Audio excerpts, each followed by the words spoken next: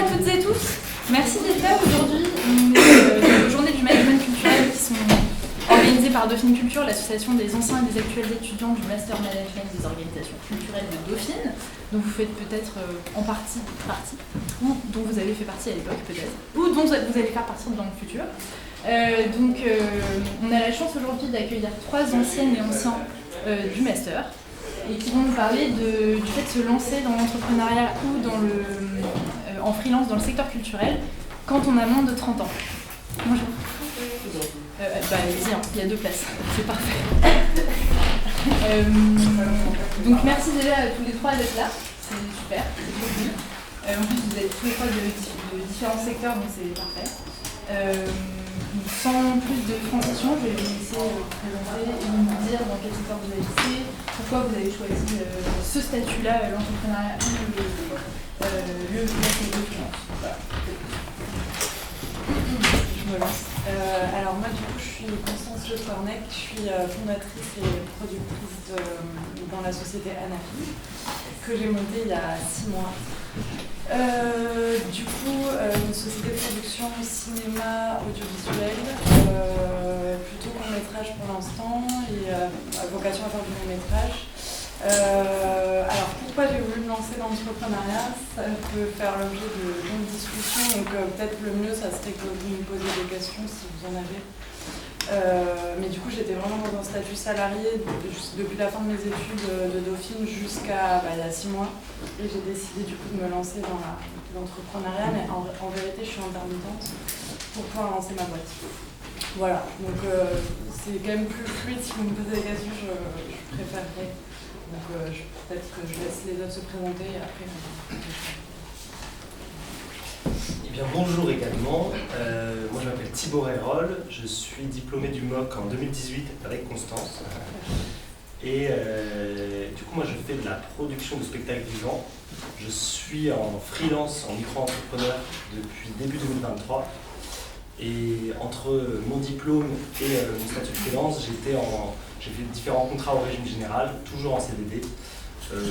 J'ai un parcours assez diversifié, j'ai travaillé pour des comédies musicales, j'ai travaillé pour un théâtre parisien, pour Disneyland Paris, pour La Villette pendant un certain nombre de mois. Et puis j'ai fini par décider de changer de modèle professionnel parce que j'étais chargé de production essentiellement, mais je trouvais ça un petit peu trop restreint en termes de mission. En termes de mission, premièrement, et deuxièmement, quand on est en CDD, on a une mission, un métier pour un seul projet. Et du coup, je me suis rendu compte que ça me convenait mieux d'être plus multiple en termes de métier, en termes de projet, en termes de secteur, et c'est ce que m'a permis le statut de freelance. Voilà en résumé. Bonjour, moi je m'appelle Alex, je précise que j'utilise des accords féminins pour ne pas que vous soyez perturbés. Moi je suis diplômé du master en 2020. Je travaille principalement dans le spectacle vivant depuis mon diplôme. J'avais fait surtout des expériences dans la musique classique et le théâtre contemporain. Et depuis 3-4 ans, je travaille dans le jazz en tant que bookeuse, donc je fais de la diffusion pour un catalogue d'artistes de jazz en Europe. Et je suis passé à temps partiel cette année car j'avais un projet d'entrepreneuriat qui était de monter un studio d'enregistrement à Asnières. J'avais un local assez grand.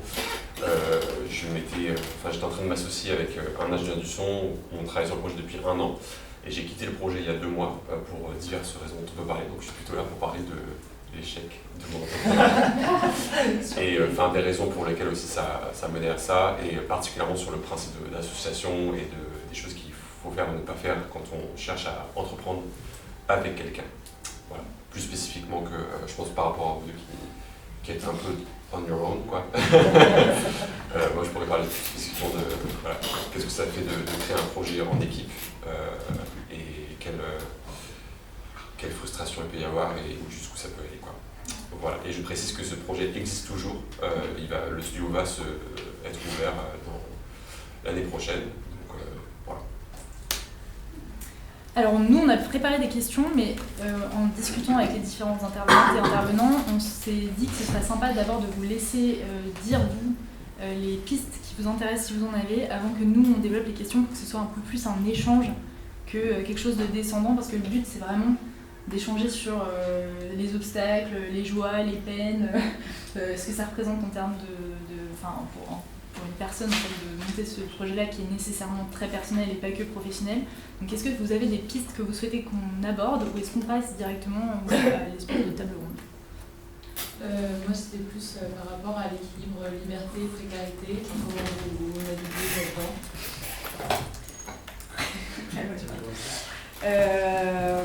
Alors, effectivement, c'est un peu le positif et ce que le négatif. Le positif, c'est la liberté, effectivement, de choisir ses projets. Moi, c'est aussi pour ça que j'ai quitté le salariat. C'est du coup pour avoir la liberté de choisir les projets sur lesquels j'ai envie de travailler. Donc, au niveau artistique et au niveau aussi de l'essence même du métier de productrice. C'est la prise de, c'est vraiment le risque en fait, donc au niveau artistique mais aussi financier. Et du coup c'est un peu le pendant de ce métier, c'est d'être jamais certain ou certaine de savoir ce que ça va nous rapporter, de savoir comment on va se rémunérer. Mais je pense que aussi Thibaut il est plus à même de répondre à cette question parce qu'il a du coup de fait plus d'expérience. Moi c'est assez récent, mais par contre la manière dont j'ai pensé la chose, c'est que pour me lancer, j'ai négocié de me lancer en intermittence. Donc j'ai quand même l'intermittence pendant toute cette année pour pouvoir en fait avoir tous les mois au minimum mon intermittence et pour pas tous les mois me dire il faut que je vive sur mes projets parce que les projets de film ça met 6 mois, 1 an à se financer quand ça va bien. Donc du coup c'est long à se rémunérer dessus, donc d'où l'intermittence qui est quand même hyper précieuse là-dessus. Et juste quand tu dis négocier, c'est avec qui que tu négocier? Alors moi c'est un peu particulier, en gros du coup j'étais en salariat dans une société de production qui s'appelle Minimum Production qui fait de l'animation. Et du coup, comme on était en super bon terme et que je leur ai expliqué mon projet de me lancer, en gros, vu que j'étais en CDI, ils devaient me faire une... c'est très pratique, mais ils devaient me faire une rupture conventionnelle, ce qui t'apporte un chômage au régime général. Et je leur ai dit, non, moi je préfère avoir l'intermittence pour faire des heures à côté, parce que du coup je fais des heures à côté sur d'autres tournages et tout. Et du coup, ça m'a pas... en fait, c'est juste une négo avec eux, ils m'ont transformé mon régime général en régime spécial, quoi. Voilà. Okay. C'est un peu spécifique à mon secteur. Je sais pas si certains ou certaines veulent travailler dans le cinéma, mais c'est un peu spécifique, quoi. Liberté, précarité. Eh bien, moi, précarité, pour reprendre, pour donner mon exemple, j'ai fait pas mal de régime général, donc j'ai cumulé des points chômage. Mon dernier contrat, je me suis mis au chômage, je suis retourné au chômage et j'avais 450 jours. Et dès que j'ai commencé à facturer, à chaque fois que tu factures, si tu as créé ton statut après ta retrouvaille au chômage, ça se déduit de tes allocations. Mais en fait, ça maintient ton nombre de points. Ça veut dire que moi, mon dernier contrat est de 2022 et au jour actuel, j'ai 290 jours de chômage maintenus. Donc c'est génial parce que si... Par exemple, là, ça fait 3 mois que je ne facture pas pour les circonstances que je vous dirai juste après. Et c'est super parce que j'ai quand même un chômage qui existe, comme si je sortais d'un contrat.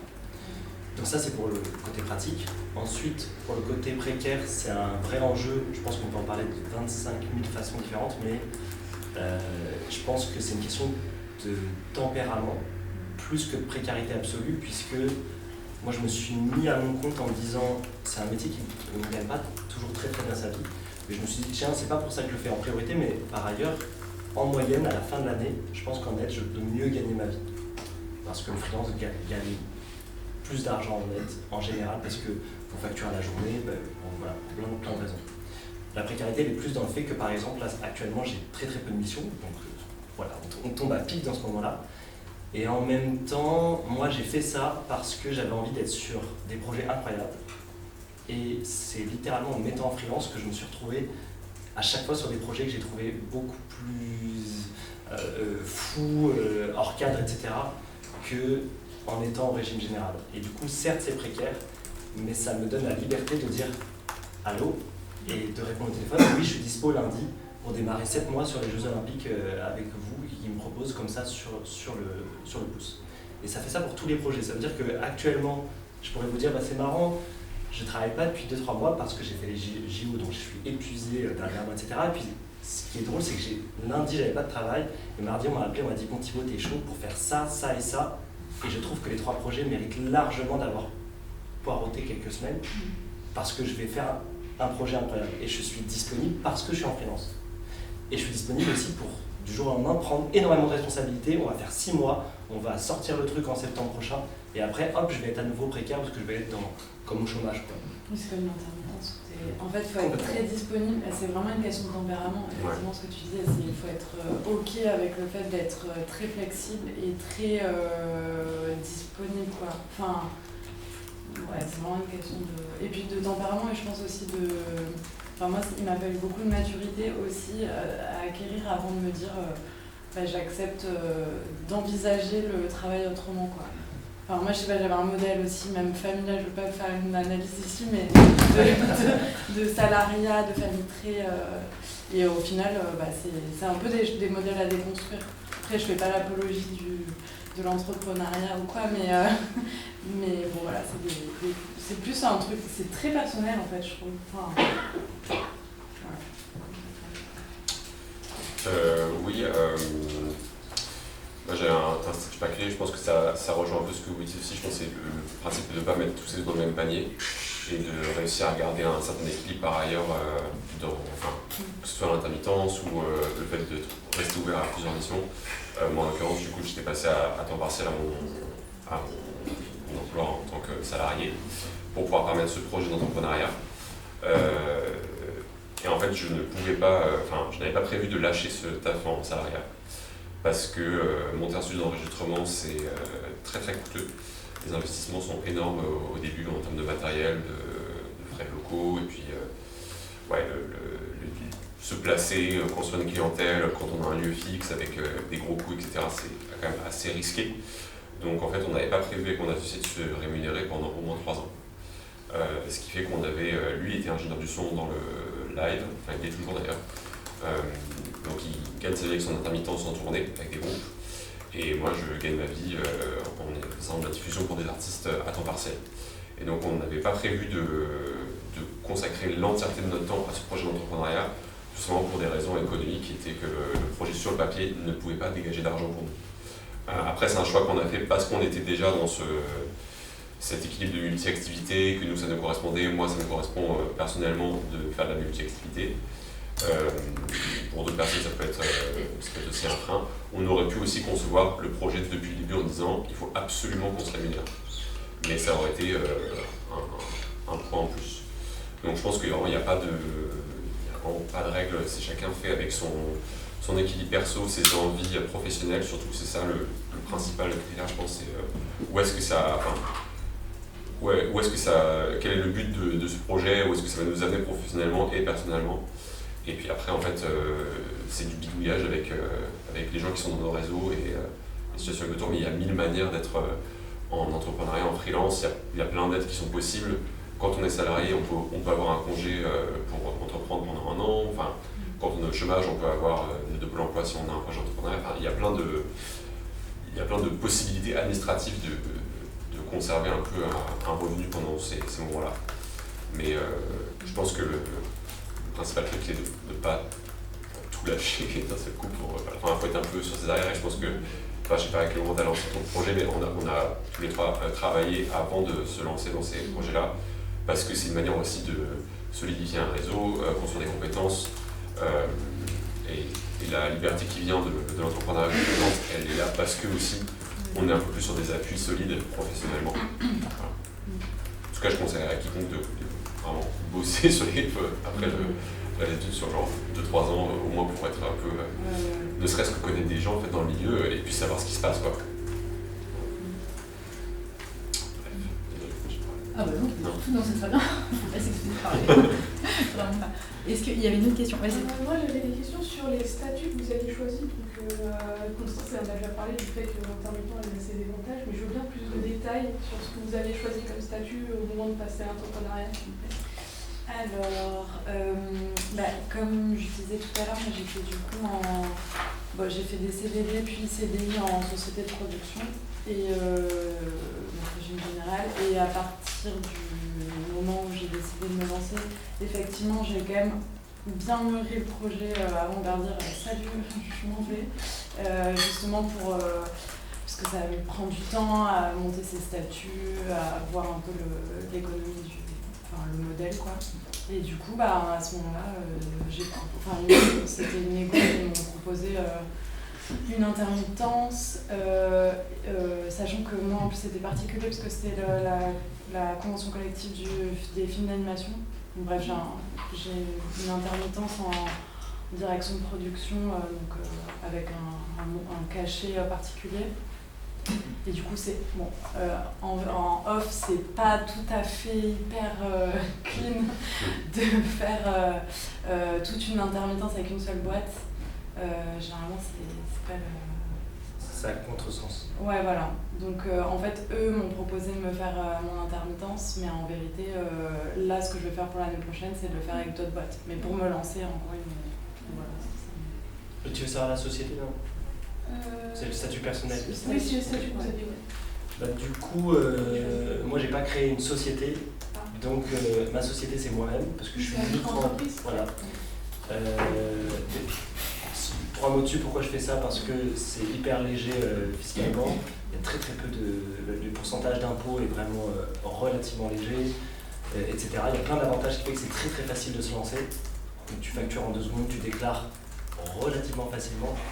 Et pas besoin de comptable, pas besoin d'avocat, etc. Voilà. Mais le jour où je fais tellement d'argent, je n'ai plus le droit à ce statut-là. Mais si je fais tellement d'argent, ça veut dire que je travaille beaucoup et du coup je peux beaucoup déduire des impôts avec des charges. Et du coup, faut voir, mais du coup il faut passer en SAS. Oui. Ah oui, donc j'ai pas répondu par contre à cette question-là. Moi je suis intermittente, mais en parallèle, en gros ma société c'est une SARL où je suis associée avec une autre personne mais qui ne gère pas au quotidien la structure. Mais du coup j'ai besoin de ce statut intermittent pour vivre. Oui, genre assisteur plus. Là je suis associée. Oui, c'est ça. Oui, voilà. C'est comme si tu étais assisteur intermittent pour être dans l'animation. Voilà. C'est pourquoi là c'est une SARL. Ok, ça. Et moi j'ai créé une SAS, le studio était censé être constitué en SAS. Je suis allé dans ce projet jusqu'au moment on était en train de signer le pacte d'associés et les statuts, au moment où on a décidé de se séparer. On était en train de déposer le capital social à la banque, donc on a refait tout le projet ensemble. Voilà. La SAS parce que nous on avait c'est assez conséquent financièrement. Pour donner une idée, on avait un capital social de 60 000 € quand même pour le studio, ce qui est pas mal, et le régime de la SAS permettait de bien cadrer les choses et notamment de définir assez précisément les rôles de chacun dans la société. Moi j'allais faire la direction générale et mon associé à la présidence. On n'était pas du coup considéré comme dirigeant salarié parce qu'on avait choisi de ne pas l'être. Voilà. Et donc on allait être rémunéré principalement sur par dividende à la fin de l'année. Et du coup moi j'allais garder mon statut de salarié et je pense qu'au niveau de la sécu, comme j'étais salarié avant d'être entrepreneuse, en tout cas avant d'être dirigeante, j'allais garder ce statut-là. De manière générale, quand il y a un cumul des statuts, je crois que c'est le premier statut auquel on est inscrit qui fait Ou c'est plus avantageux. Ouais, oui, c'est plus avantageux. En parallèle, j'ai un statut d'artiste-auteur parce que je suis musicienne et le fait de créer un statut d'artiste-auteur n'a pas fait que j'ai basculé dans un autre régime de sécu. Je suis resté au régime général salariat. Est-ce qu'il y a déjà une autre question? Non. Du coup, ce qu'on s'était dit, c'était qu'on pouvait parler des obstacles, des pièges à éviter et des solutions quand on se lance dans des vies qu'on a choisies et qui nous font. Dans le même ordre ou on change Je pense que ça va un peu se répondre Thibaut et moi dans le sens où les pièges à éviter, là, ce que je suis actuellement en train de me rendre compte, c'est assez récent aussi, c'est de pas trop prendre de projet au début. Parce qu'au début, tu te dis, ok, j'ai besoin de taf, il faut que tac, tac, tac, j'aille chercher des projets et tout, donc t'es à fond. Et là, je me rends compte que j'ai eu les yeux beaucoup plus gros que le ventre et que toute seule, genre, ça va être un petit peu complexe à... Parce qu'après, en fait, les projets, enfin, en tout cas pour les films, il y a le temps de développement, le temps de production, de fabrication, et la post-production, la sortie et tout. Et du coup, effectivement, il y a des projets qui arrivent à des étapes différentes, donc c'est un peu un espèce de fond de roulement. Mais comme quand on se lance, les projets arrivent tous a priori à peu près au stade du développement. Et ben là, en fait, ils se lancent à peu près tous en même temps. Je pensais pas du tout qu'ils se lanceraient aussi vite. Et du coup, voilà, on se retrouve avec beaucoup de choses à la fois en même temps. Je crois que c'était un peu ce que tu avais en tête. Ouais, il me semble. C'est vrai, moi ça m'est arrivé une fois dans la montée comme ça, où j'avais de plus en plus de missions. Et au bout de 3-4 mois, j'ai prévisionnellement accepté trop de missions. Parce que j'avais tellement peur que dans ces 3-4 mois plus tard, j'allais rien avoir, que j'ai accepté. Et j'ai accepté notamment des trucs qui m'intéressaient moins. Et j'ai accepté plus encore après parce que les trucs qu'on me proposait m'intéressaient plus. Et je me rappelle avoir un tout petit peu cramé, on va dire, parce que je travaillais jusqu'à minuit, ou des trucs comme ça. Et là-dedans, je me rappelle m'être dit, en vrai, c'est un pic d'activité, parce qu'après les projets, tu les sors, tu les livres, entre guillemets, si tu organises un événement, après l'événement il passe, etc. Et c'était pas si grave parce que 75% je les adorais. Et il a fallu qu'il y en ait un qui pompe toute mon énergie parce que je l'ai accepté pour des mauvaises raisons, c'était pas mon secteur, c'était pas quelqu'un que je connaissais, j'aurais dû être plus exigeant, même avec elle, pour qu'elle vérifie qu'on matchait, etc. Donc je dirais un deuxième piège. Éventuellement, si tu maîtrises bien tes projets, au pire tu t'organiseras, mais effectivement la liberté fait que il n'y a pas du tout de cadre, pas du tout de limite, il n'y a pas un manager qui te dit « Oh, rentre chez toi quand même, etc. » Mais je dirais, si un jour vous preniez la décision de faire ce qu'on fait et que ça arrivait, d'essayer de n'accepter que des choses où on est capable de, quoi qu'il arrive, de le faire un samedi matin, on est capable, quoi qu'il arrive, au pire de bosser dessus le soir parce qu'on match assez avec le truc pour pas se vider. Et du coup, le risque, le piège, c'est de finir en burn-out. C'est ce qu'on se dit, c'est se dire comment vérifier ça, et du coup, piège.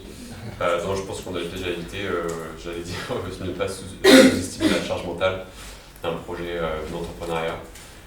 C'est assez conséquent quand on commence à penser à tous les détails de création du projet, déjà dans la réflexion. Voilà, c'était vraiment créer une entreprise assez lourde, donc c'est vrai qu'il y avait beaucoup d'étapes à faire. Même si moi c'était jouable en termes de temps de travail par rapport au métier que j'avais à côté, etc.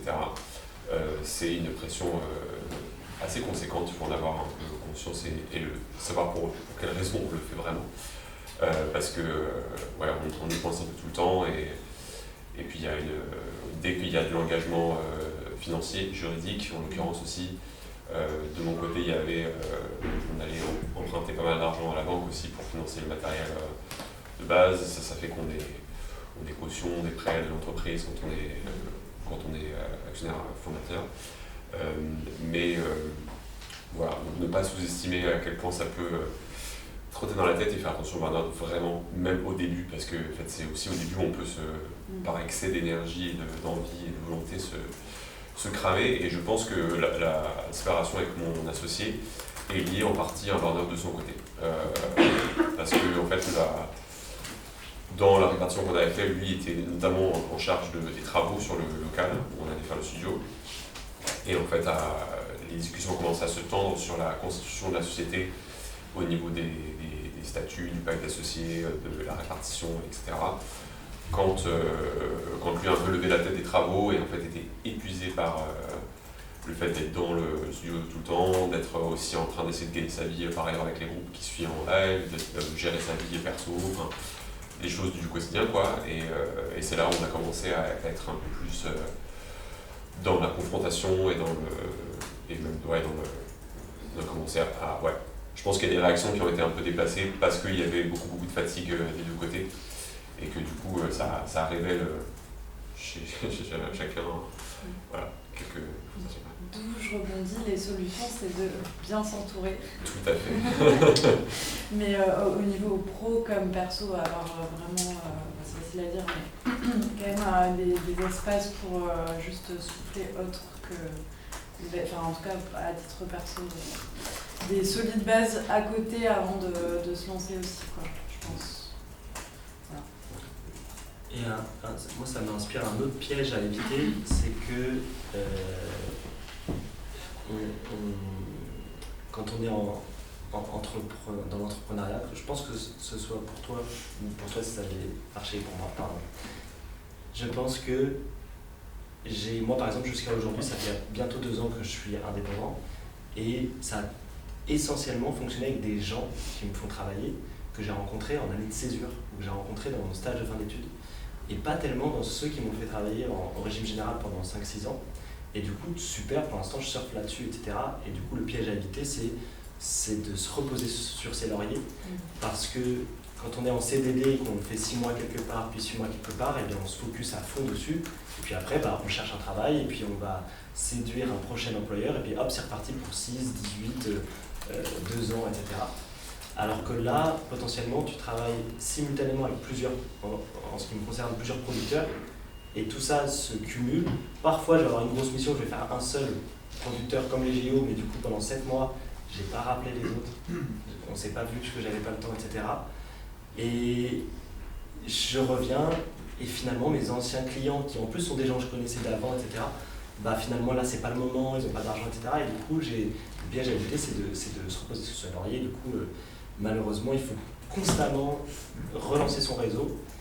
Mais à la fois, le pendant positif, c'est que moi, je sais qu'avant, j'étais un peu timide sur LinkedIn, etc., quand j'étais au régime général, parce qu'on a peur d'avoir l'air intrusif ou prétentieux, on se dit « ah, j'ose pas », etc. Mais en fait, quand on devient entrepreneuse, donc si ces 2 personnes avaient créé une boîte, ou moi, entrepreneur, du coup, soudainement, je ne suis plus du tout salarié, donc ce ne sont plus du tout des managers potentiels. Et du coup, le piège, c'est que je réseaute un peu trop tard à chaque fois, je trouve. Mais finalement, tu te positionnes comme prestataire. Et du coup, dès que tu as les ailes qui poussent, ou alors dès que tu passes ce cap-là, du coup, c'est là où je pense que tu arrives à créer un réseau qui puisse planter les graines pour le long terme. Et j'ajoute aussi il faut pas mal de patience au tout début du projet, parce que ça met vraiment longtemps avant de maturer. Déjà l'idée, il faut vraiment prendre le temps de la retourner, de concevoir toutes les implications que ça a pour une vie. En fait, concrètement, qu'est-ce que ça va changer dans notre vie, comment le temps va se répartir, et puis aussi ça prend beaucoup de temps, que ce soit construire une clientèle comme j'allais faire avec le studio, c'est-à-dire vraiment être identifié sur Paris, ou alors construire un réseau de pros qui savent qui vous êtes et qui peuvent vous embaucher ou vous engager comme prestataire. C'est très long, et du coup il faut avoir un peu un plan sur quand même un moyen terme de 1 an et demi, je pense, avant que ça démarre, quoi. Et justement, tu peux un petit peu développer comment tu avais cherché ces pros dont tu parles, comment tu t'y étais pris à l'époque Alors, nous, on avait l'avantage, c'est qu'on était déjà du coup tous les deux assez implantés dans le milieu du jazz parisien. Donc on avait un réseau de notre côté de pas mal de musiciens et d'agences, de labels. Enfin, on situait assez bien l'écosystème musical à Paris. Ce qui fait que quand on a eu l'idée de se lancer dans le studio, ça faisait sens, parce que lui, il venait du côté ingénieur du son, donc il avait un peu la légitimité technique. Il avait aussi pas mal accompagné d'artistes qui lui faisaient confiance du coup sur des projets live ou sur des projets studio. Et moi, je commençais à t'identifier en tant qu'agente sur Paris. Je représente des artistes qui sont quand même assez identifiés dans cette petite niche qu'est le jazz. Et du coup, en fait, on a un peu teasé pendant 1 an ce projet auprès de nos réseaux respectifs à chaque fois qu'on avait l'occasion. Moi, quand j'allais sur des dates avec des artistes, je disais, je fais un studio, etc., avec machin, et en fait, tout le monde connaît tout le monde. En fait, c'était très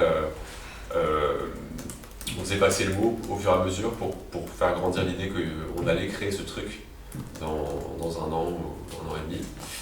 Et puis en plus, heureusement qu'on a fait ça parce qu'on n'a pas arrêté de repousser la date d'ouverture. On était censé ouvrir d'abord cette année au printemps, puis à l'été, puis à l'automne. Là, probablement que ça ne va pas s'ouvrir avant le printemps 2025 parce que les travaux prennent énormément de temps, parce qu'il faut acheter des matériels, il faut faire des prêts à la banque, il faut faire 1000 trucs qui prennent un temps infini. Et du coup, voilà, c'est... Bref. Donc le tout début, ouais, c'était très exploiter ce que j'avais déjà, ce qui n'était pas grand-chose non plus.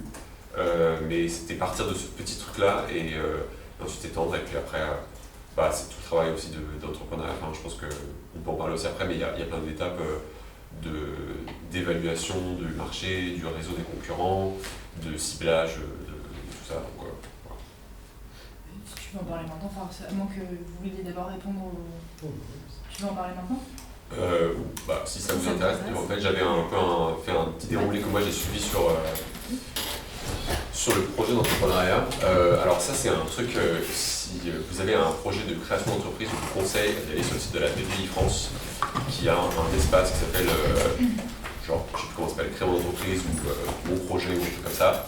Et en fait, c'est un peu un guide pratique des étapes à respecter sur... voilà. Donc là, j'ai juste montré les étapes vraiment texto, donc vous pouvez aller sur le site de la BPI, c'est les mêmes.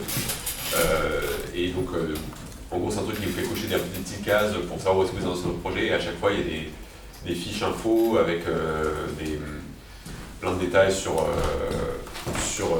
des conseils sur, par exemple, comment se structurer, comment choisir sa structure juridique, comment faire son analyse de marché, enfin, plein de détails vraiment techniques. C'est hyper bien construit, les fiches sont assez synthétiques, donc je conseille ça comme ressource principale. Et en gros, ce que j'aimais bien avec ça, c'est qu'il ne faut pas brûler des étapes, c'est vraiment dans l'ordre. Et l'émergence de l'idée notamment, qui à la fois crée son idée d'entrepreneuriat, d'entreprise, et aussi chercher l'adéquation entre la personne et le projet, c'est ultra important et ça peut prendre vraiment des mois.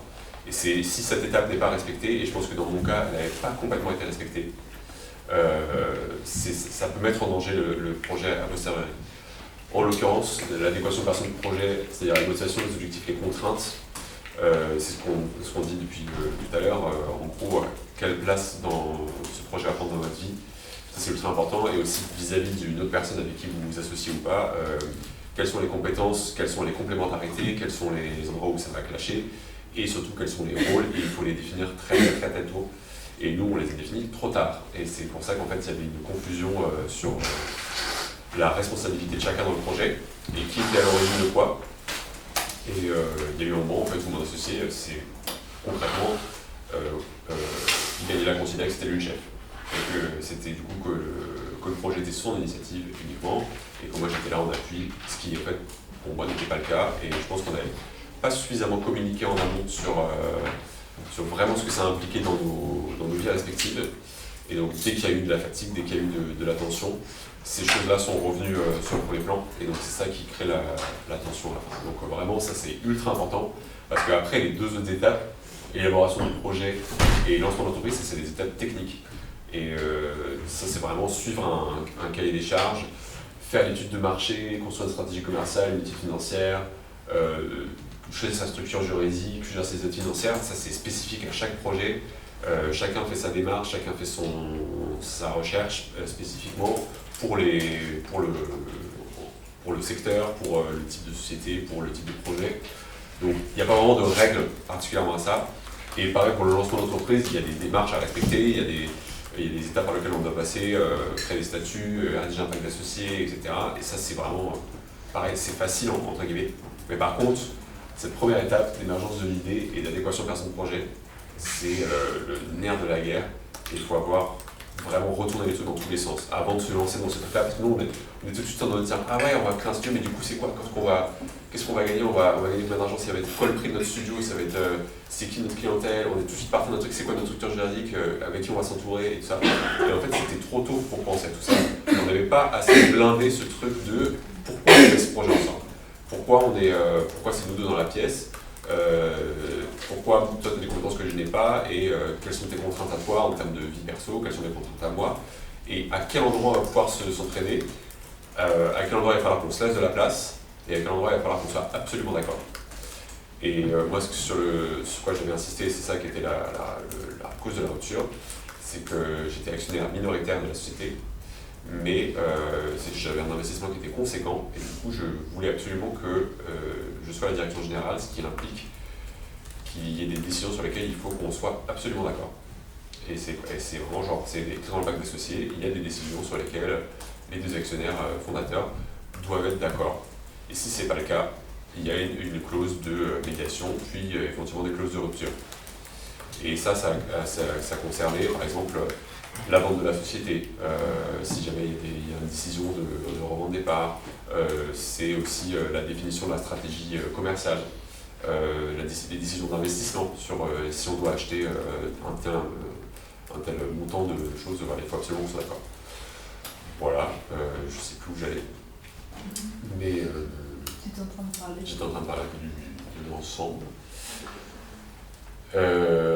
Voilà, et oui, et dernier truc, sur un projet, si vous créez une société, et si c'est pour le long terme, faites pas les choses à moitié, et nous on a décidé, et je ne le regrette absolument pas, de payer des avocats pour nous accompagner dans la structuration juridique de la société, pour rédiger nos statuts et notre pacte d'associés. Ça nous a coûté cher. Pour donner un ordre d'idée, ça peut vous intéresser, ça nous a coûté 4 000 € de faire ces 2 documents. Voilà. C'est donc un coût qui est dans la nature maintenant parce que la société n'existe pas. Mais ça nous a aidé pour en fait, motiver cette rupture qui était nécessaire parce qu'en fait on n'était pas d'accord. On n'était pas d'accord fondamentalement sur ces autres choses. Et c'est là aussi je reviens, en fait, on avait fait toutes les étapes là, on avait tout. On avait l'étude de marché, la stratégie commerciale, l'étude financière, on avait notre structure, on avait nos aides possibles, on avait fait toutes les démarches, on avait les statuts, le pacte d'associés, etc. Sauf qu'à la fin, quand on a fait tout ça, on est revenu à l'étape numéro 1 en disant « Ah mais en fait, moi je suis pas tout à fait d'accord sur le pourquoi en fait ce studio il existe. Et c'est quoi le principe dans 5 ans, à quoi il ressemble ce studio. Et moi qu'est-ce que je suis là-dedans, et toi qu'est-ce que tu es là-dedans. » Donc en fait, ça ne sert à rien de faire toutes les étapes. Voilà. Donc ne pas hésiter à se faire accompagner aussi par des avocats qui justement ont appuyé là où ça faisait un peu mal. Et je me permets de rebondir. Très important de se faire bien accompagner par avocat ou expert comptable, en tout cas de mon côté pour une SARL, je me suis dit bon, trop cool, j'ai des gens autour de moi qui vont m'aider du tout, donc j'ai fait ça, mes statuts toute seule, j'ai fait ça un peu honnêtement à l'arrache, et en fait aujourd'hui je me rends compte que j'ai un bilan à faire là en fin d'année alors que j'ai engagé 0, donc ça va me coûter de l'argent. En fait c'est des investissements qui peuvent paraître un peu conséquents au début, mais qui en fait, quand tu fais les choses mal au début, tu te rends compte que tu perds plus d'argent, donc c'est un peu des choses auxquelles il faut penser. Niveau comptable, alors moi, après c'est personnel, mais je sais que c'est pas du tout mon point fort, et que je préfère être bien accompagnée plutôt que de rattraper les bourdes dans un an, parce que j'ai mal géré ma compta. Et avocat, moi j'ai un sujet, après je sais pas si ça vous intéresse, mais au niveau des droits des films, c'est très spécifique aussi à la prod ciné, où justement, moi il m'est arrivé une expérience un peu similaire, mais je suis pas allée aussi loin dans le process, mais avant de monter ma société toute seule, je m'étais engagée avec un autre producteur pour rejoindre sa boîte, lui racheter des parts. Je l'ai raconté. Et bref, et du coup, je devais rejoindre sa société. Et en fait, vu que je me sentais pas légitime, ça sera un autre sujet, mais je me sentais trop jeune, trop femme. Enfin, vraiment, j'avais tous les trucs où je me disais, je suis pas capable de monter une boîte toute seule, je vais pas y arriver, quoi. Et du coup, donc je me suis dit, faciliter, ce producteur, il cherche une personne pour reprendre 10% de ses parts. Donc je me suis dit, trop bien, je peux reproduire mes films chez lui, nickel. Sauf que, du coup, je me suis pas du tout fait accompagner par un avocat. J'y suis allée, en plus jeune, sans beaucoup d'expérience, j'y suis allée. Et du coup, j'ai déposé un film, je lui ai filé un film que j'avais initié, sans vraiment, ça c'est vraiment des mises en garde auxquelles il faut faire attention. Enfin bref, j'ai déposé. C'est lui qui a toujours actuellement les droits de ce film, alors que je bosse dessus depuis 3 ans. Donc ça, c'est quand même des trucs où il faut se faire, des sujets sur lesquels il faut se faire accompagner vraiment. Et tout ça pour dire, pour rebondir sur le fait que je ne sois pas associée à lui, à ce producteur en question, c'est que je pense qu'on n'a pas eu suffisamment aussi ces discussions de début, même si une société de production de cinéma, ça reste toujours un peu les mêmes. Je veux dire, l'essence même du projet, elle est fondamentalement, elle ne change pas beaucoup, mais c'est plus une question de vision artistique et humaine très important. Où en fait c'est un mariage, donc moi vraiment je le connaissais pas, il est super par ailleurs, mais juste ça matchait pas humainement et artistiquement, enfin en fait qui matchait. Mais ça j'ai mis du temps aussi à me rendre compte parce que pour moi c'était plus une opportunité de travail de me dire j'ai la possibilité de faire le métier que j'aime dans une société autre mais qui m'évite de toutes ces contraintes administratives de monter ma structure. Et en fait, 6 mois plus tard, je me suis rendu compte que ça ne marcherait pas, quoi. Et j'ajoute que même si on s'entend bien humainement et artistiquement, ce qui était notre cas avec mon associé, il peut y avoir, nous c'était du jour au lendemain, on a décidé de ne plus faire le projet. On se connaît depuis 5 ans, on travaille sur différents projets ensemble, on se connaît personnellement assez bien. Ça tout a basculé parce qu'on a mis sur papier et en fait le jour où moi je dis en fait moi j'arrête, c'est quand il m'a appelé en disant mais tu sais quoi, on se fait chier, on fait pas de pacte d'associés. Et il dit ah non, là c'est mort. Si tu commences à vouloir entrer dans ce jeu d'interpersonnel et utiliser la relation qu'on a comme seul gage de confiance, s'il ne faut pas aller plus loin. Ça reste un business, ça reste un enjeu financier, etc. Et du coup, il faut que tout soit cadré. Et je ne regrette pas du tout d'avoir un peu gaspillé de l'argent dans ces avocats, parce qu'en fait, ils m'ont protégé en tant qu'actionnaire minoritaire pour aller au bout de ce processus. Et pour moi, c'était capital qu'il y ait ce pacte d'associés, parce que ça me protégeait sur les prochaines années. Et comme tu dis, c'est un mariage. Et tout le monde nous a dit engueulez-vous pendant que vous êtes en bon terme. Voilà. On s'est engueulé, mais un tout peu tard dans le process. Mais c'est vraiment essentiel de ne pas zapper ces étapes et de ne pas présupposer la bonne volonté des gens, de ne pas supposer de... Voilà. Dès qu'il y a de l'argent en jeu, on n'est jamais trop prudent. On n'est jamais trop prudent et les gens peuvent se réveiller. Et on est en bon terme par ailleurs, donc tout va bien. C'est juste qu'on s'est rendu compte que dans le business, on ne pouvait pas travailler ensemble. Mais après, il y a des choses très chouettes aussi. Il y a des choses super, c'était super. Moi, je ne regrette pas du tout d'avoir travaillé sur ce projet. Et je pense que c'est un peu comme toi aussi. C'était pour moi une opportunité un peu comme ça. Déjà, j'aurais pas l'opportunité de construire un studio parce que c'était la personne parfaite, je le connaissais. Il avait la disponibilité, j'avais la disponibilité, on avait de quoi investir. Et c'était un bon moment pour le faire. J'étais passé à temps partiel. Enfin, tout ça coïncidait bien dans l'idée. Mais jusqu'au dernier moment, il faut se laisser la possibilité que humainement ça ne marche pas. Et c'est pas grave en fait. Alors, ça ne doit pas se faire, ça ne se fera pas. Oui, c'est comme ça qu'on a. C'est un peu bateau, mais c'est bien de se planter aussi pour pas reproduire et pour savoir ce qu'on veut, mieux ce qu'on veut pas.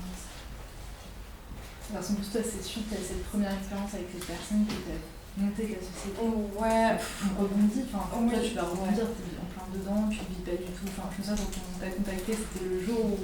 Ouais, c'était. Thibaut m'a appelé genre une semaine après que. J'ai une super table ronde, tu peux pas t'en prendre juste à votre En fait, on s'est dit que c'était. On parlait du projet, mais comme un échec quoi. En fait, on s'est demandé. En fait, on s'est dit, si Alex se sent bien, c'est hyper important que vous voyez aussi quand ça marche pas. Après, le but c'était que tu te sentes bien. Si c'était quelque chose que tu vivais mal, évidemment, on n'allait pas te mettre. C'est des réalités, c'est pas une fatalité de ce que je comprends. T'es contente. Mais en fait, oui, quand c'est pas des jeux comme ça, c'est toujours pour les bonnes raisons. Et a posteriori, bon là, ça fait 2 mois du coup que ça s'est passé, mais je pense que c'était nécessaire qu'on en arrive là. Comme dans les ruptures, j'ai envie de dire. Et oui, je pense que ça me blindera pour la suite et l'énergie que j'ai pu débloquer pour faire ce projet va me servir pour d'autres choses. Et l'expérience aussi de créer tout ça, c'est hyper instructif. Donc, Et moi, je veux juste rebondir là-dessus. J'ai quelques exemples en tête de personnes qui ont monté une boîte et qui se sont séparées aussi.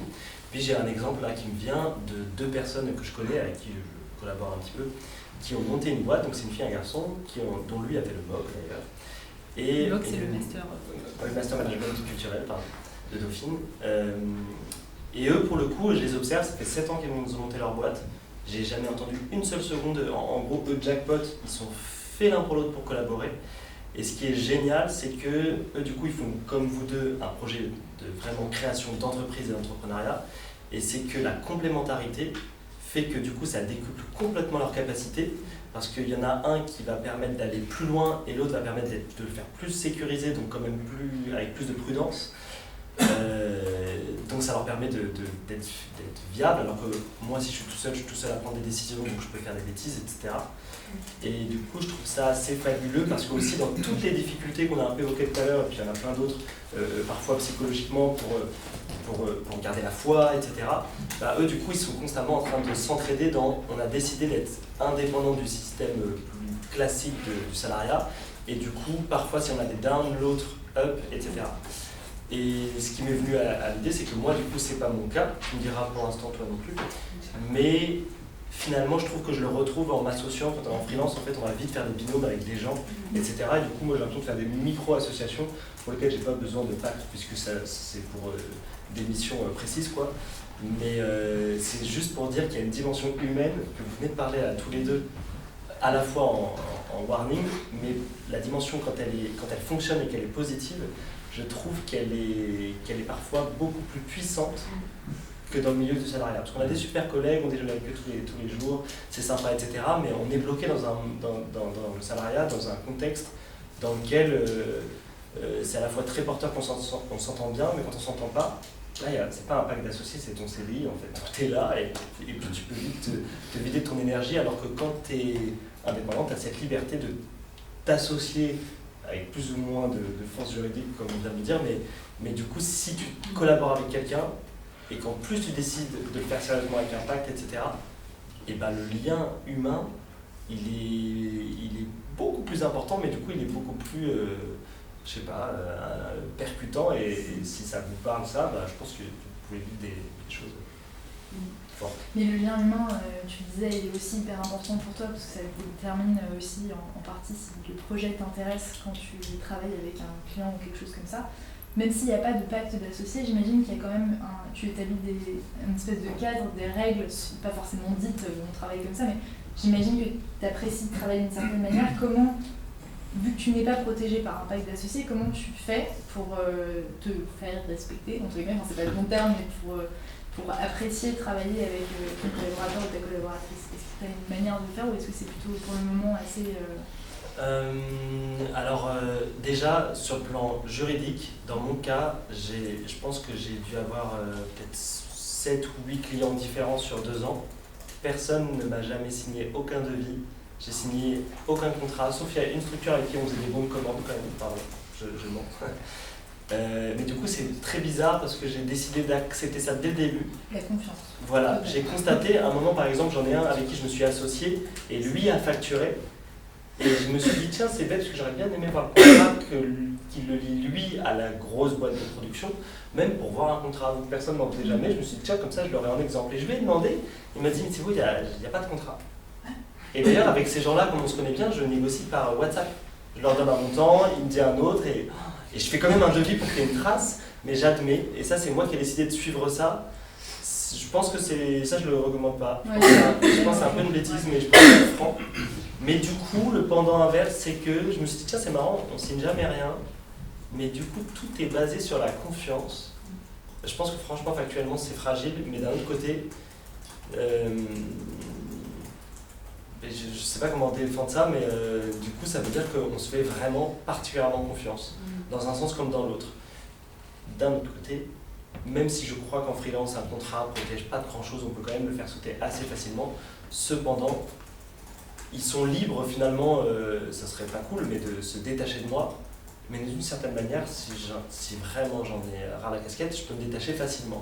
Et comme il n'y a pas de responsabilité d'employeur qui protège énormément le salarié dans le monde du salariat, et bien du coup, il peut se permettre beaucoup plus de choses, mais d'un autre côté, moi aussi. Donc... Sauf que dans l'éventualité, parce que là tu travailles, tu disais tout à l'heure, avec des personnes que tu connais bien, avec qui tu t'entends bien. Tu disais que tu allais développer dans les années à venir, évidemment, ton réseau. Il y aura forcément des moments où c'est des personnes que tu connais pas, et donc tu vas tester de travailler avec ces personnes-là. Qu'est-ce qui se passe si tu as commencé à travailler pour eux, tu as déjà investi beaucoup de temps personnel, enfin professionnel, mais qui est du coup pris sur ta vie, et qu'ils sont des mauvais payeurs, ou tu vois, comment ça se passe s'il n'y a pas derrière une trace écrite à part des messages WhatsApp? Est-ce que tu en as déjà parlé avec un avocat, par exemple, je sais pas si c'est la bonne personne, ou d'autres personnes qui sont dans l'entrepreneuriat et qui ont vécu ça, ou c'est pour le moment? Alors, ça répond pas tout à fait à la question, mais il y a un truc, en tout cas dans ma situation, qui fait que c'est toujours un peu au mois par mois. Je donne un exemple pour vous motiver à surtout pas faire comme moi si vous avez un tel projet. Je me suis retrouvé dans un contrat, par exemple, où on a négocié le budget global sur 7 mois, donc c'est pour les Jeux Olympiques. Et il s'avère que moi, j'ai négocié au téléphone avec le producteur exécutif, avec qui j'étais relié, que je connaissais pas si bien que ça, pour le coup. Et il a dit, allez Zou, c'est parti pour ce montant. Et 8 minutes après, j'étais dans une visio, on m'a présenté à plein de gens, et puis je me suis retrouvé propulsé là-dedans. Je facturais le montant divisé par 7 mois chaque mois. Et puis, un mois avant la fin, il s'avère qu'il s'est fait... Alors, il n'y a pas de mots, parce que lui, il est prestataire pour une boîte qui est prestataire pour Paris 2024. Bref, mais en gros, le client a dit, je ne veux plus le voir, ce monsieur. Je pense que... C'est pas le débat, pardon. Et du coup, je l'ai appelé en mode... Mais du coup, je vais pouvoir facturer au mois de septembre parce qu'il n'y a que toi et moi qui savons le montant qu'on s'est dit. Et j'avais aucun écrit, j'avais aucun contrat, etc. Et là, je me suis fait peur. Et là, il m'a dit, Thibaut, fais-moi confiance. Tu auras ce compte. Tu es au budget, ceci ne va pas changer et tu obtiendras machin. Et je lui ai dit, est-ce que je fais faire un contrat? C'est 6 mois après le début et 1 mois avant la fin. Et sur le coup, il m'a demandé non. Autrement dit, je pense que j'allais plus me mettre dans des galères qu'autre chose, mais ça ne répond toujours pas à la question. Vraiment, je pense qu'il faut faire des écrits. Je pense qu'en tant que prestataire, tu peux faire un devis signé, si c'est une presta, une mission comme ça. Je ne suis pas sûr que je me lancerai dans des contrats, mais par contre, si c'est une mission, par exemple, je travaille avec toi pendant 6 mois et au forfait, donc par exemple 10 000 € divisé par... 5, on va dire, du coup 2 000 € par mois, je pense que je ferai je sais plus ce que c'est, mais lettre accord, un truc comme ça, un truc quand même qui fait que c'est écrit. Mais c'est vrai que jusqu'à maintenant, je l'ai peu fait parce que c'était que des gens, c'est une bêtise, je pense, mais... Ça s'est bien passé, donc tant mieux. Ça s'est toujours bien passé. Après, c'est mieux de le faire, effectivement, mais je crois que un contrat, théoriquement, juridiquement, un contrat, c'est pas forcément nécessairement ce papier écrit, etc. Enfin, genre, s'il y a eu un accord par message WhatsApp et que en fait, la personne a dit OK à ça, tu peux faire valoir ça comme un écrit de contrat, ça vaut contrat en fait. Et l'oral? Et l'oral, non. Mais l'écrit, par exemple, un exemple, mais les avocats à qui m'ont rédigé le pacte d'associés, à un moment je leur ai dit, on n'a pas fini le truc, est-ce qu'on peut faire une petite réduction parce qu'on n'a pas signé le pacte d'associés? Ils m'ont ressorti un mail dans lequel j'avais dit, ah ouais, ça a l'air pas mal, en gros, on a retour ce pacte d'associés, je dis, on est en train de revoir les trucs, mais ça m'a l'air bien. Et en gros, ils ont pris le ça m'a l'air bien dans un mail des tours pour en gros validation de ce truc-là. Donc en fait, tu vois, ils ont considéré que finalement c'était un peu le contrat, quoi. Donc voilà, bref. Tout ça pour dire que faut faire attention à ces écrits, il faut en faire. Mais voilà. Je crois qu'il y avait une question. Pour moi, le fait que ça se passe bien au niveau contrat dans ton cas, est-ce que c'est pas parce que le domaine dans lequel tu es, c'est un petit domaine, du coup tout le monde se connaît, et si jamais il y a quelqu'un qui rupture la confiance, qui brise la confiance, il va se retrouver un peu comme un paria? Il n'y a pas cette histoire-là? Si. Je pense que ça doit participer, ce que tu dis, à une espèce de bonne pratique. Qui fait qu'effectivement, je pense qu'eux, en théorie, ont plus de pouvoir que moi, parce que c'est plutôt eux les producteurs, et eux qui ont plus d'influence, etc. Après, c'est pareil un peu dans tout le secteur culturel, Ouais. j'ai l'impression que tout le monde se connaît dans chaque petite Ouais. niche, donc oui, c'est toujours pas super bien vu, effectivement, de pas respecter ses engagements, mais il y en a qui se gênent pas. Hein. Ouais, mais après, c'est vrai que ça se sait très rapidement quand même. Oui. Quand machin paye pas, l'histoire va très très vite. Oui. Donc il faut aussi faire attention, ça c'est comme c'est des tout petites niches, faut être dès le début très professionnel, sinon... Ouais. Mais à la fois, quand on est jeune, faut pas se laisser non plus se laisser, je sais pas comment dire ça de manière formelle, se laisser... Marcher sur les pieds. Ouais, voilà. Se laisser avoir, quoi. Bah, j'allais dire ça parce que tu as eu cette expérience aussi avec quelqu'un de plus vieux. Moi aussi, c'était quelqu'un de plus vieux, il avait 35 ans, moi j'en ai 27.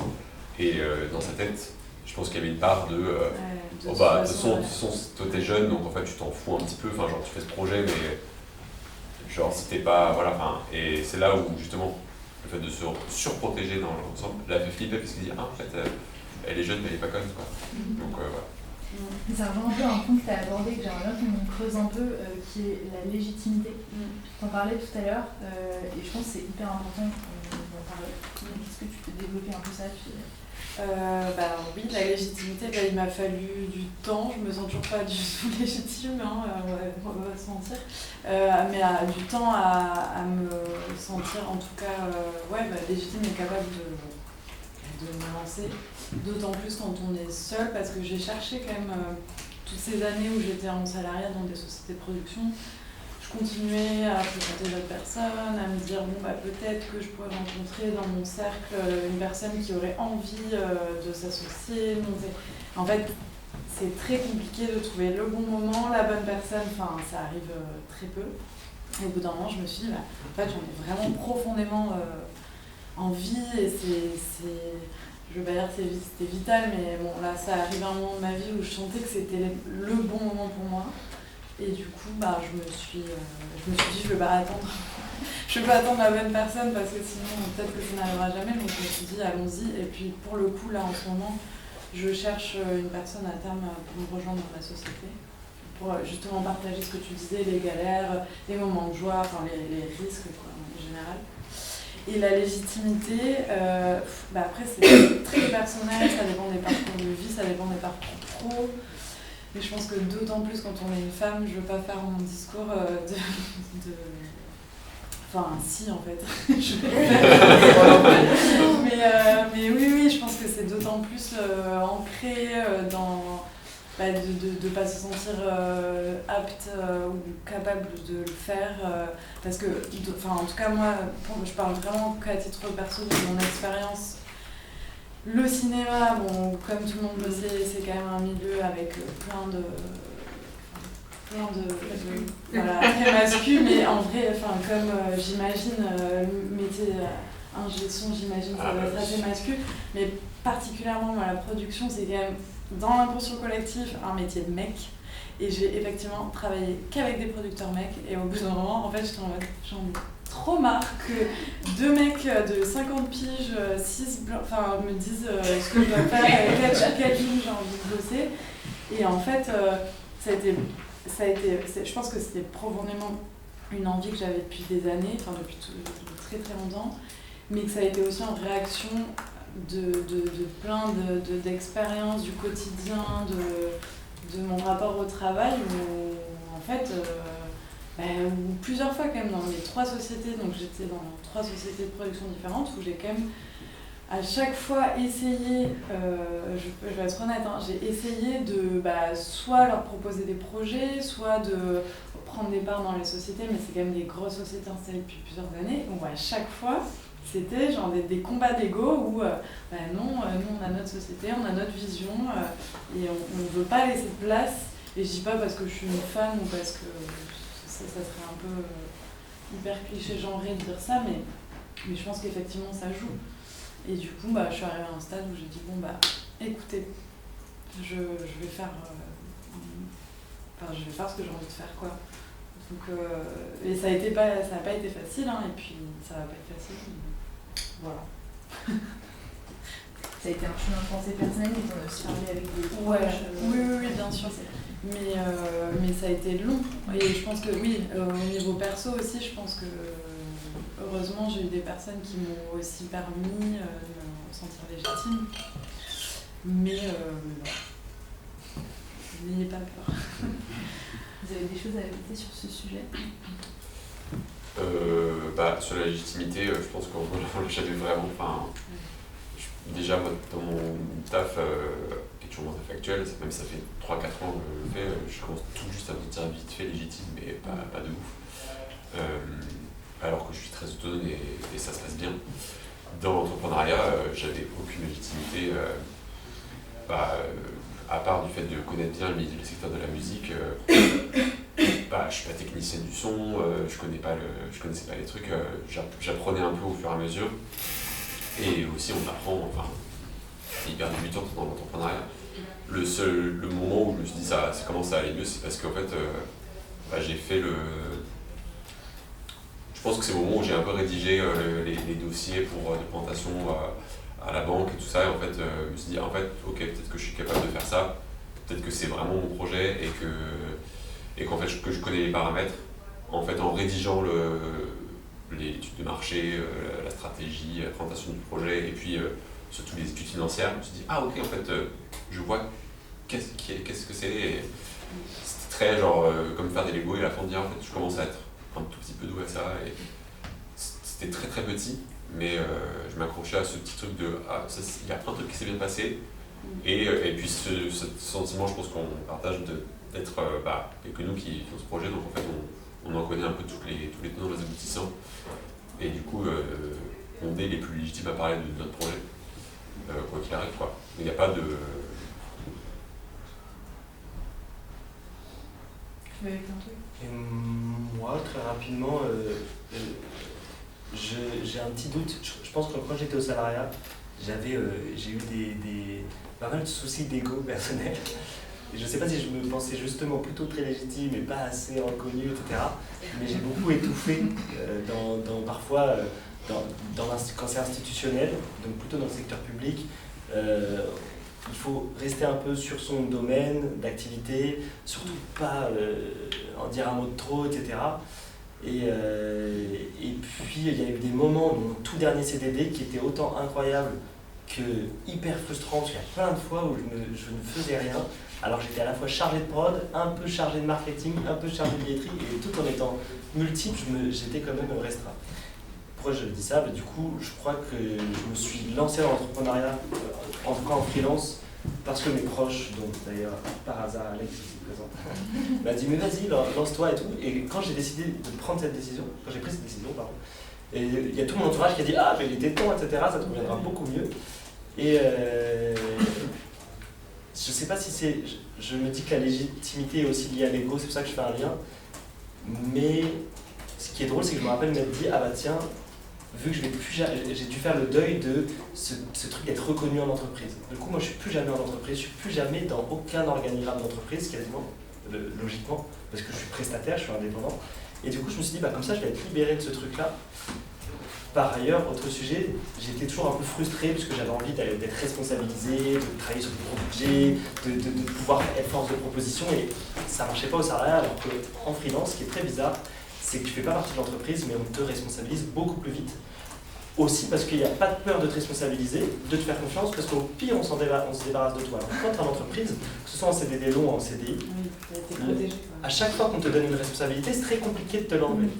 Donc on va prendre énormément de temps, énormément de pincettes, surtout, c'est très difficile d'être manager, je pense, dans entreprises, même si j'ai été très critique, et du coup, si tu te donnes quelque chose à quelqu'un, même une augmentation, tu ne peux pas la retirer, etc.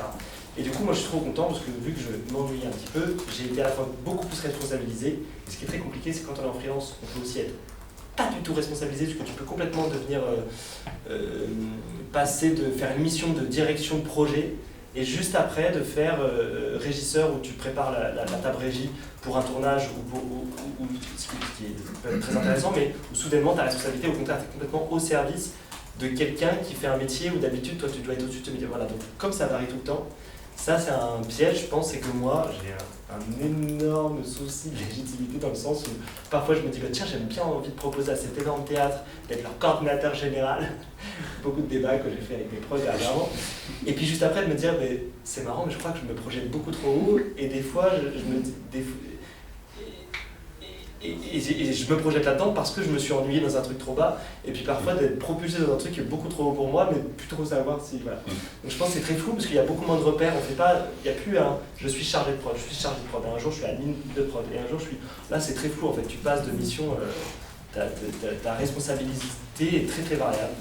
Mais tu choisis tes missions, finalement, quand tu décideras que ça sera plus variable, tu pourras décider de prendre que des missions.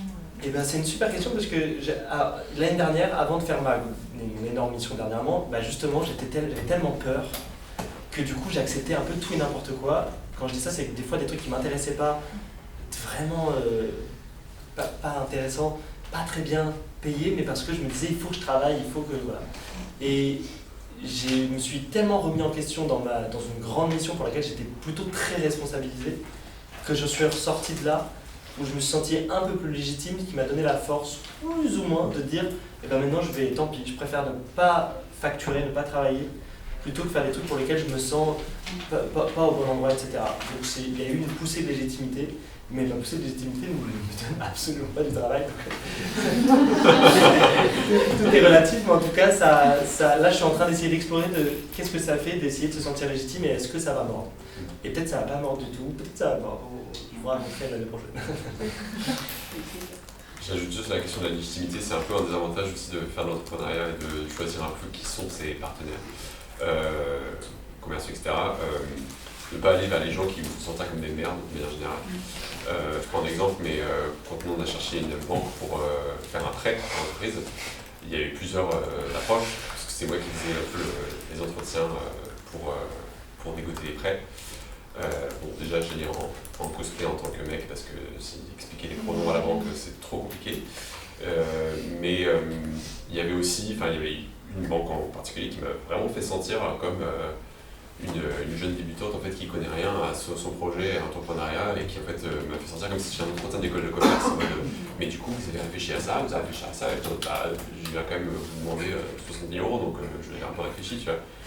Mais et du coup, je suis sorti là-haut, je me disais, je n'ai plus entendu parler de vous.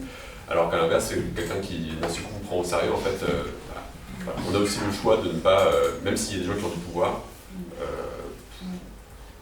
ne pas persister avec des gens qui vont se sentir déjà illégitimes, alors que déjà, c'est un peu les choses comme ça. Moi, je serais curieuse de savoir c'est quoi vos parcours. Alors, des interactions un peu avec vous, vous êtes tous et toutes, c'est des personnes du master ou... Est-ce qu'il y a des gens du master management des organisations culturelles? Ah oui. Plutôt formation initiale, j'imagine. Formation continue. Ouais.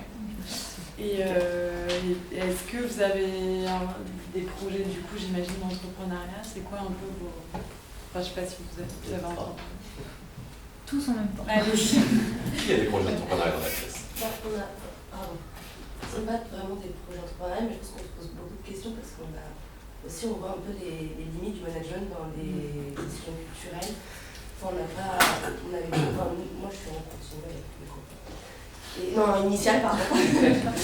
et on a juste fait des différences de stage, mais c'est vrai qu'on est quand même beaucoup à avoir vécu des managements vraiment pas cool.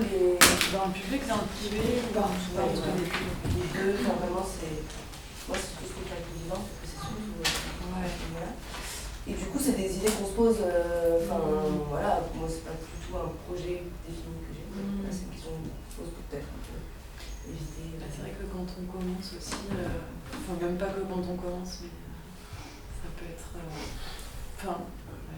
Je ne sais pas pour toi, mais nous, en tout cas, on partage un trauma managérial d'institution culturelle.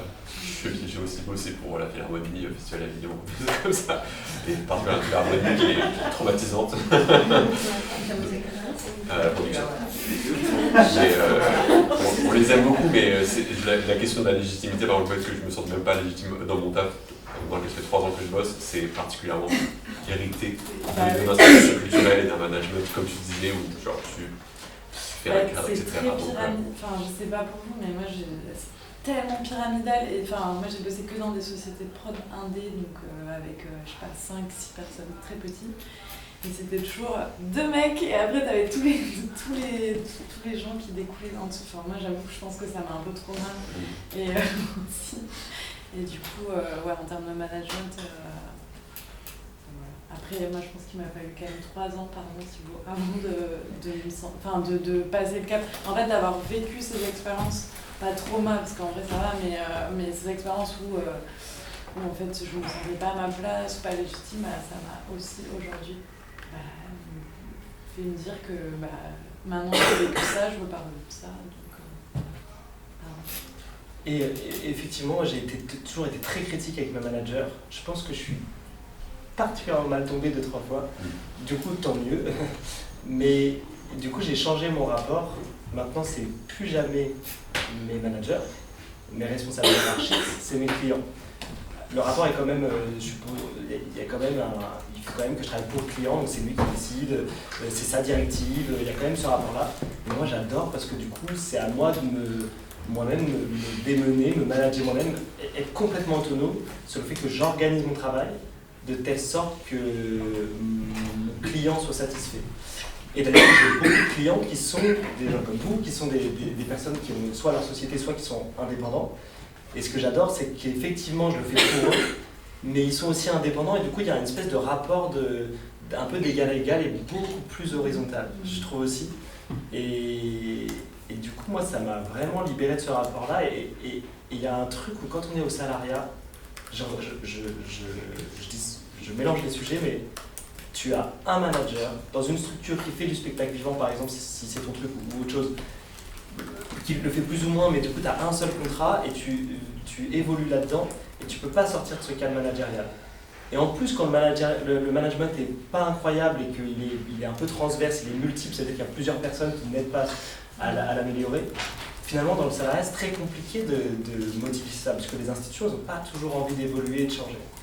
Alors que quand tu es indépendant, et déjà, vous, c'est encore plus que moi, parce que moi je suis freelance, donc c'est une forme belle de travailler au service de personnes qui n'ont juste pas envie d'alourdir leur masse salariale. Alors que dans votre cas, pour le coup, vous êtes carrément directrice générale de vos entreprises respectives, et du coup ça change complètement le rapport. J'ai dit plein de trucs. Du coup, ça amène à une question, c'est que, ok, vous protégez via ces statuts du salariat, mais vous savez vous-même peut-être devenir manager un jour. Est-ce que vous avez réfléchi à ne pas reproduire ce que vous avez vécu? Parce que, heureusement, dans le secteur culturel, pour ceux qui sont encore en formation initiale, qui n'ont pas fait tout stage et tout, il y a quand même parfois des bons managers. Moi, j'ai eu des bons managers, je suis très heureuse de la vie, mais comment vous... Bon là on change un peu de sujet, mais est-ce que vous avez réfléchi à vous quand vous serez manageuse et manager? Est-ce que vous avez réfléchi à comment ne pas perpétrer des mauvaises... Parce que potentiellement, ta SARL elle va grossir. Oui. Quand tu vas remonter une autre société, j'espère pour toi qu'elle va grossir aussi. Donc... oui, parce qu'il y a plein de choses. Après, c'est tellement spécifique à mon métier, mon secteur, mais par exemple, il y a un truc très spécifique aussi dans la production cinéma, c'est que en France, il n'y a pas trop ce statut de producteur freelance comme ça peut exister aux États-Unis, où tu es en fait un peu apporteur d'affaires, où tu apportes un film dans une boîte, tu le produis. Et ça, c'est pas du tout le cas en France, alors que ça pourrait très bien exister. C'est ce que j'aurais aimé potentiellement faire dans les sociétés de production dans lesquelles j'étais.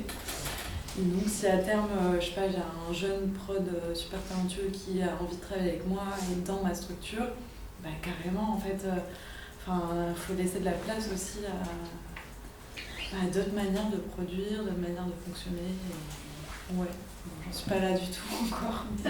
Mais ça passe un peu par le pacte dont tu parlais, d'établir un peu les rôles et les compétences de chacun, tu vois. Ouais, il y a un peu de ça. Après, du coup, j'avais fait un peu cette réflexion aussi pour le studio, parce que, pareil, c'est des sujets qui me tiennent à cœur, particulièrement le management humain et puis de manière générale l'équilibre au travail. Et j'avais essayé d'envisager en fait le plus possible d'outils pour que ça se passe bien. Parce que malheureusement, c'est ce que déjà quand on est deux, en fait, c'est comment on peut se manager soi-même et deux.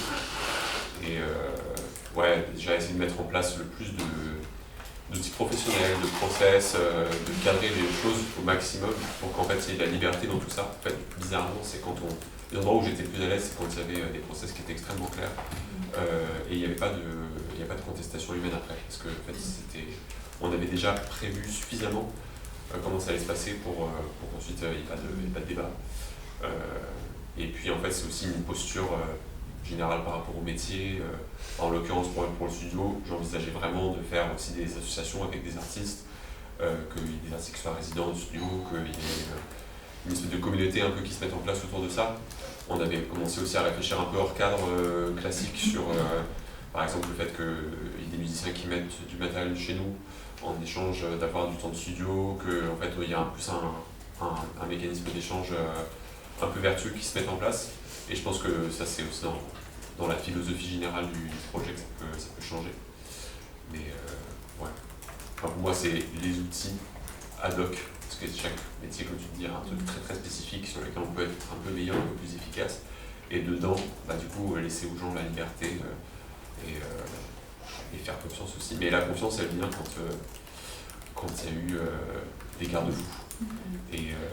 Et en l'occurrence, pareil, dans ce truc avoir des artistes qui allaient potentiellement mettre des choses chez nous, et puis en retour faire des choses comme ça, j'étais très très clair qu'il fallait que tout soit extrêmement transparent et écrit, et si c'est comme ça, ça va se fait. Et en fait, il n'y a rien de... C'est le risque aussi du mauvais management, c'est d'être à la couche. Et en fait, les managers à la couche sont des très mauvais managers. Quand il y a de la transparence et de l'exigence, paradoxalement, des fois, il y a plus de confort en fait, dans le travail. Est-ce que vous voulez parler d'un de vos projets? Vous avez envie de... Enfin, pour rejoindre un peu ce que tu disais, Constance, tout à l'heure. Ou est-ce que vous avez des questions? J'ai une question, c'est juste par rapport à quand on crée une entreprise, en tout cas il y a un enjeu chaque fois de trouver une bonne idée, une idée innovante, etc. Et du coup, qu'est-ce qui t'a poussé à te dire, tiens, ça me coûte, il y a un enjeu, il y a une opportunité à créer un studio de musique? Alors déjà, c'était le local qui faisait que c'était très intéressant, parce qu'on avait trouvé un truc qui était sur une station de métro, qui avait de la lumière naturelle, en même temps qui était très isolé, qui était assez de plafond. Donc en fait, l'endroit du studio était très particulier et il parlait déjà un peu de lui-même. Ensuite, moi, ce que j'avais comme idée, c'était justement de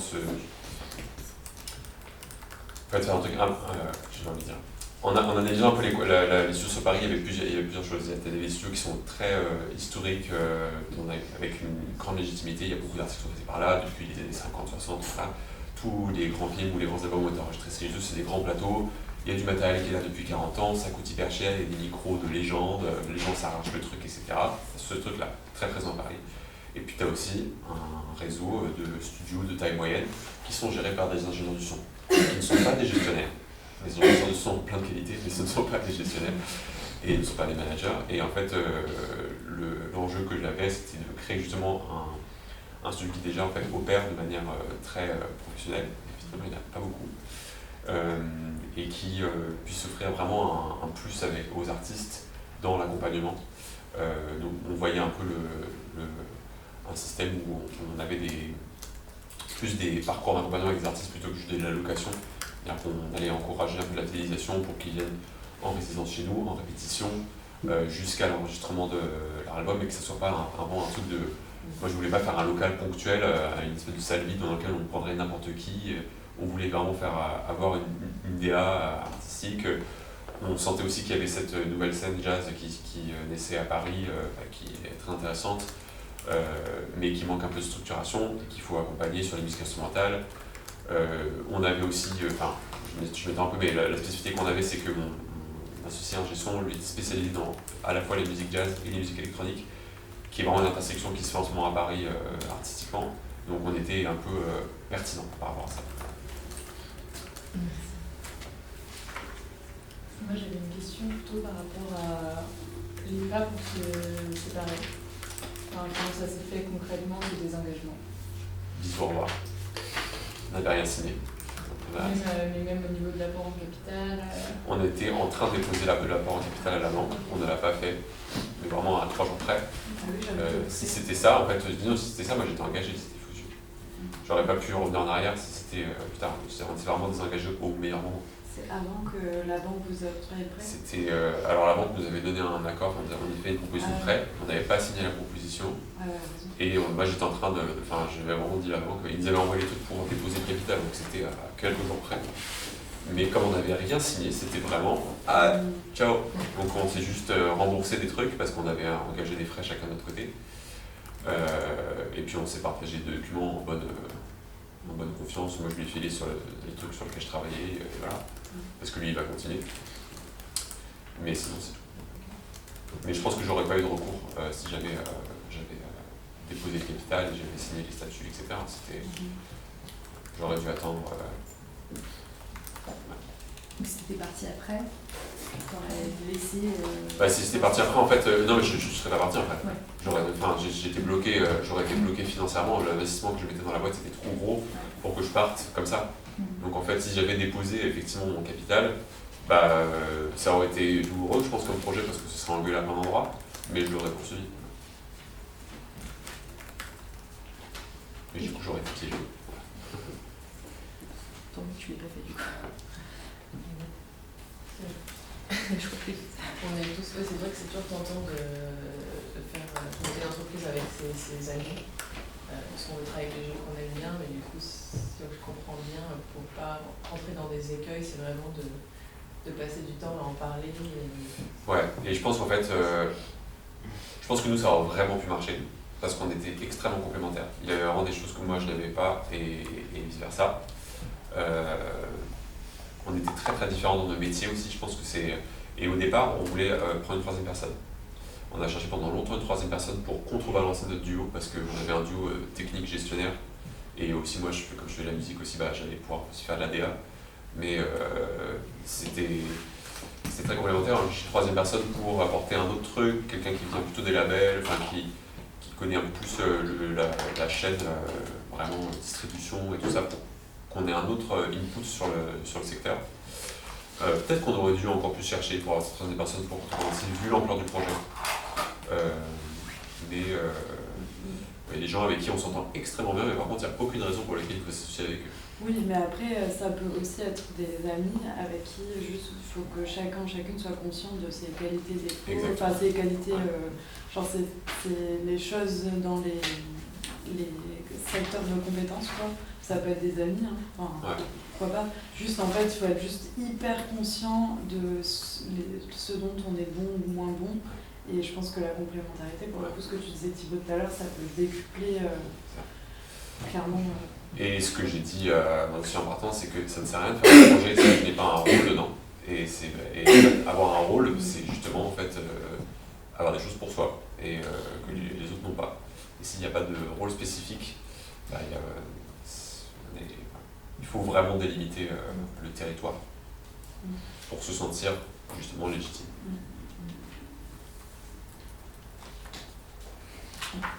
Une autre question?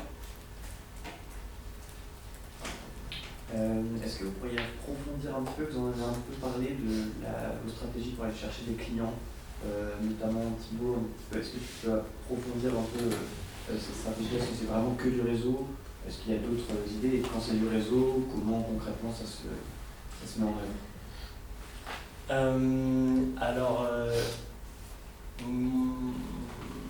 Je pense que c'est essentiellement du réseau. Tu peux regarder mes offres, mais il n'y en a vraiment pas beaucoup dans la culture. Il y en a, comme sur Profil Culture, comme n'importe quel contrat. Mais moi, mon problème, c'est que je suis en freelance parce que je suis très exigeant avec le type de projet. Même dans le spectacle vivant, il y a plein de trucs qui ne m'intéressent pas, alors que je suis censé être très open. Mais j'ai vraiment envie de certains spectacles, certaines productions, certains producteurs ou productrices. Et du coup, on est plutôt dans la candidature spontanée. Après, là, actuellement, les premières personnes avec qui j'ai travaillé, c'était soit des anciens employeurs, soit des gens que je connaissais déjà, et du coup surtout anciens employeurs, donc c'était le réseau que j'avais déjà. Et puis à un moment donné, il n'y a pas longtemps, j'ai dû justement m'ouvrir complètement parce que tout ce que j'avais dans mon portefeuille, pour l'instant ça ne marchait pas. Du coup, j'ai essayé de piquer au bon endroit en faisant des déj, etc., en faisant des cafés avec le réseau que je connaissais déjà. Et ça marche pas mal parce que quand les gens ils t'apprécient, du coup, ils vont vite te recommander, par exemple. Je pense que la recommandation est beaucoup plus et au moins autant à l'ordre du jour que quand on cherche un contrat. Et du coup, moi, ça va être ça la stratégie, je dirais essentiellement du réseau, parce que quelqu'un va me dire attends, je vais parler de toi à telle structure, etc. Moi, il y a aussi toujours le réseau. L'année dernière, la seule mission que j'ai eue avec quelqu'un que je ne connaissais pas, c'est parce que j'ai un client qui n'a pas les moyens de m'engager à temps plein, qui a rencontré au festival de Cannes quelqu'un en disant moi j'ai un mec super, prends-le, je lui demande son CV, etc. Et je me suis retrouvé engagé par le bouche-oreille. Voilà, je réfléchis s'il y a eu d'autres manières. Moi j'ai essayé un peu sur Instagram tout ça, j'ai quelqu'un qui m'a contacté, qui a vu que je proposais mes services. Ça n'a pas été hyper fructueux. Je dirais LinkedIn à fond, mais une des missions que j'ai eues, c'est parce que quelqu'un que je n'avais pas vu depuis 5 ans a repensé à moi, on s'en fiche pourquoi, mais est allé voir sur LinkedIn ce que j'avais fait, et du coup m'a téléphoné, mais pareil, c'est un système de réseau, quoi. Je crois que je ne vois pas d'autres... Je dirais qu'il faut, comme moi je dois trouver, c'est comme un intermittent, je dois trouver un certain nombre de fois plus d'employeurs que quand on est au régime général. Si un intermittent, en théorie, tu peux avoir jusqu'à minimum 43 employeurs, enfin, vous avez compris, beaucoup d'employeurs. Et du coup, en théorie, il faudrait que j'aille beaucoup plus à des événements, il faut que j'aille à des cocktails, que je croise du monde et que j'entretienne ce réseau pour que le jour où, par exemple en ce moment, je plante plein de graines, avec notamment plein de gens qui, je vois que c'est pas pour le maintenant, mais je me dis que c'est le bon moment, je sais que dans 6 mois, les gens sont capables de rappeler, etc. Donc je pense qu'il y a presque, si moi j'ai 100% de temps de travail, je pense que j'ai 20% de temps de travail qui devrait être dédié à entretenir le réseau, etc. Voilà. Alors, pardon, moi c'est tellement spécifique que, oui c'est du réseau, mais alors ça dépend ce qu'on entend client. Moi du coup, mais c'est pas du tout des clients, c'est des auteurs, des réalisateurs liés avec qui je travaille. Du coup, ça peut être effectivement du réseau, mais honnêtement, pas du tout que. Ça peut être juste des personnes qui sortent d'école, la féminisme, les arts déco, tout type d'école d'art, du coup, et qui proposent. Pour moi, en fait, le client, c'est un projet, quoi. Donc, c'est surtout comme ça que je les trouve. Après, au niveau, par contre, des partenaires, ça c'est autre chose. Effectivement. Du coup, et ça rejoint la question de la solitude au travail. Moi, je me sens pas du tout seule dans mon travail parce que je travaille beaucoup avec des coproductrices sur des projets pour partager le risque, que ce soit en France ou à l'étranger quand je fais des copros à l'international. Et ça, pour le coup, c'est un peu plus du réseau. Ou alors, moi, ce que beaucoup de mes relations professionnelles, c'est un festival. Donc Clermont-Ferrand pour le court-métrage, Annecy pour l'animation. Encore une fois, c'est très spécifique, donc peut-être c'est pas l'objet de cours. Et dernière chose, qu'est-ce qu'on disait, donc les clients, j'ai perdu le fil. Partenaires.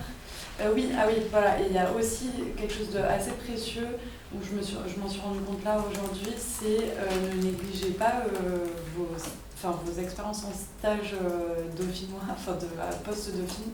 Je me souviens d'en avoir fait 2 ou 3, je crois, après Dauphine. Bon bref, parce que je trouvais pas de taf justement. Et bref, et en fait ces stages-là, comme je les ai fait dans des structures assez différentes, donc CNC dans le public, aussi dans le privé, et en fait j'ai mobilisé, j'ai trouvé aujourd'hui des boulots en commission CNC par exemple, par mon stage du CNC il y a 5 ans.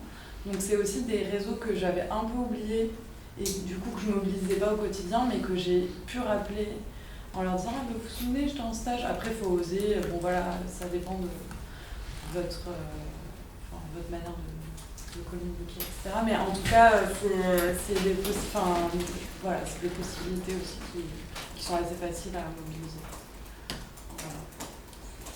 Ouais. Et puis pour les clients, c'était identifier quelles allaient être les personnes qui pourraient motiver le fait d'aller dans nos studios. Donc au-delà du travail de teasing qu'on avait fait sur le secteur, on avait aussi fait une liste un peu des réalisateurs artistiques qui travaillent sur les albums, c'est-à-dire des personnes qui vraiment encadrent l'équipe artistique, qui font l'ADA, etc. et qui échangent avec les labels, qui sont même mandatés des fois par des labels pour réaliser un album, pour en fait faire des journées portes ouvertes à l'ouverture du studio et pour faire des premiers contacts. Et ça n'allait pas forcément être les premiers clients de notre studio, mais au moins ça allait être les personnes ressources du marché qui auraient vu le studio et qui auraient pu en parler, diffuser un peu le tout autour. Voilà. Et puis l'autre stratégie que j'avais, c'était d'utiliser un peu justement le fait d'être jeune. Ça apporte une certaine candeur, on va dire. Et du coup, j'allais un peu des fois rencontrer des gens en mode « Ah, je fais mon premier projet de studio, etc. Je ne sais pas grand-chose, vous pouvez me raconter un peu comment vous avez fait ?» Ou alors j'allais voir des musiciens très âgés ou des ingénieurs très âgés en disant « Qu'est-ce que vous avez fait pour vous ?» et tout ça. Et en fait, y aller avec une posture un peu comme quand on est étudiant, en mode tout peut passer, quoi. Poser des questions, en fait, du coup, les gens sont trop OK pour partager leurs trucs. Et en fait, retiennent vachement, du coup, l'essence du projet, et file plein de tips, file plein de choses. Donc, utiliser en fait cette carte genre débutant, des fois, en fait, c'est vraiment bien, quoi. Ouais. J'ai rencontré plein des prods. C'est ça, ouais. Et profitez-en, du coup, pendant que vous êtes en études, aller prendre des cafés avec les gens qui vous intéressent. Enfin, franchement, je connais personne qui dira non à quelqu'un qui dit je m'intéresse à ton métier, est-ce qu'on peut prendre un café pour en discuter. C'est le meilleur moyen d'avoir des infos d'insider, de connaître les personnes ressources, de savoir quels sont les usages et d'identifier un peu les obstacles. Et de les rappeler dans 5 ans. Et de les rappeler dans 5 ans, voilà. Et transition parfaite parce qu'on arrive au moment de la pause où il y a du café et il y a plein de professionnels du secteur, donc c'est le moment idéal pour semer vos graines. Merci beaucoup d'être venu. Enfin, franchement, moi j'ai trouvé ça hyper intéressant. J'espère que vous aussi. Si vous êtes toujours dispo, évidemment vous pouvez rester toute la journée. À la pause café, peut-être que vous serez OK pour répondre aux éventuelles questions en plus. Mais si vous avez envie de vous reposer, c'est normal. En tout cas, merci beaucoup. Merci.